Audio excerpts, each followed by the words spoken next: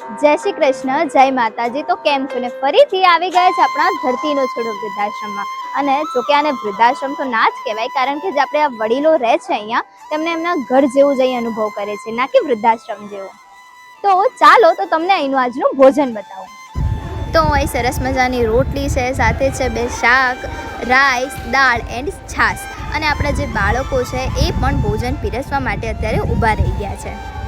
તો મારું નામ છે અલ્પા વંદે માતરમ અને જો આજના ભોજનના દાતાની વાત કરીએ તો અમિતભાઈ પટેલ જેવો કરમ સદના છે। તો આપણે ભોજનના દ્રશ્ય તો જોઈ જ લીધા છે, તો ચાલો આપણે આપણા વડીલો જોડે વાતો પણ કરીએ। કેમ છો બા? મજામાં હો। જમી લીધું? જમી કેવું લાગે છે જમવાનું તમને? મજા આવે। તમે અહીંયા કેટલા ટાઈમથી રહો છો? મહિનો દી છે। મહિનો થઈ ગયો?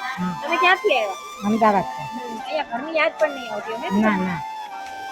તો શું નામ છે તારું? સંદીપ ભંડેમાં। અને ક્યાંનો છે તું? સુરેન્દ્રનગર। અને મતલબ કેટલા ટાઈમ થઈ રહે છે? 1 વર્ષ। 1 વર્ષથી? અહીં કેવું લાગે તને? સારું? અને તું કયામ ભણે? 7માં। 7મામાં? તને વૃદ્ધાશ્રમ ગમે કે પછી આપણે સંકુલી ગમે? વૃદ્ધાશ્રમ? તો કઈ નહીં, ચાલ હવે જમી લે ફટાફટ, હે ને? દાદા एकदम फाइन। જમવાનું કેવું લાગ્યું તમને? Best all the best. તમે કેટલા ટાઈમથી રહો છો અહીંયા? 4 महीना। 4 મહિના થઈ ગયા। તો તમે પણ અહીંયા મહીપતસિંહ ફાઉન્ડેશનની મુલાકાત લેવા માંગતા હોય અને અમારી જગ્યા જોવા માંગતા હોય તો તમે પણ આવી જાઓ ખેડા જિલ્લાના વસો તાલુકાના લવાલ ગામે।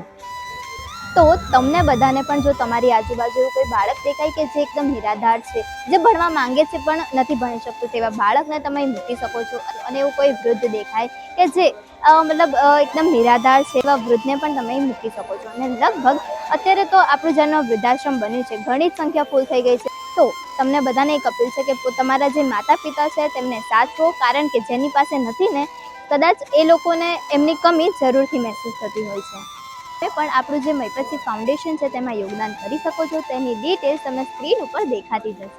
તમને આ વિડીયો કેવો લાગ્યો અને બાપુનું કામ કેવું લાગે છે તે જરૂરથી જણાવજો અને જેમ બને તેમ વિડીયોને શેર કરજો, જેથી આપણી આ જગ્યા છે તેના વિશે લોકો જાણતા થાય અને આવી જ રીતના બધા સપોર્ટ કરતા રહે। તો મળીશું આપણે બીજી સંસ્થાના વિડીયો સાથે। તો ત્યાં સુધી તમને બધાની જય માતાજી, જય શ્રી કૃષ્ણ।